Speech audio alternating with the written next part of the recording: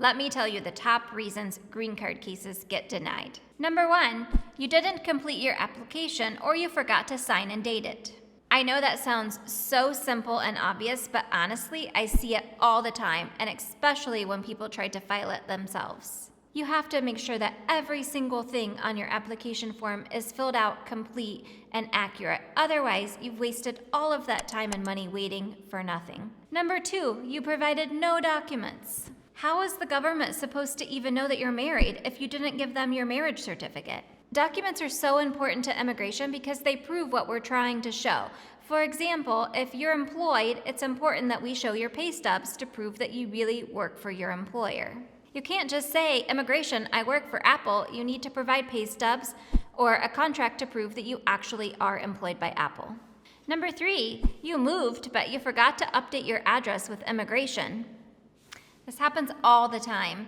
Maybe you were a student, you were living on campus, or you moved to a new apartment for the next school year, but you forgot to update your address. How is immigration supposed to keep you updated on your case if they send out mail and it comes back returned to sender? Number 4, you provided inconsistent and inaccurate information on your application form. AKA, immigration thinks you lied to them. This could mean you told immigration that you're married, but you were not in fact legally married.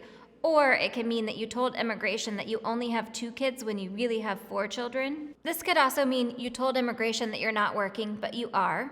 Immigration always knows, and that's why we always have to tell the truth. By the way, your attorney will not lie for you.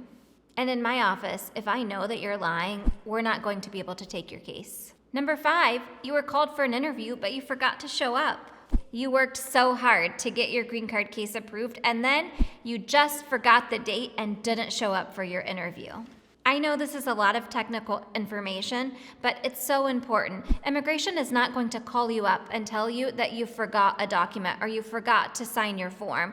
It's easier for them to just deny you because they have thousands of cases that they need to get through and process in a year. And to give you an example, last year, 28,000 VAWA petitions were filed with immigration, but they were only able to get through processing of 9,600 of those. If you're worried about your green card application and you filed it yourself, it's never too late to reach out and talk with an attorney.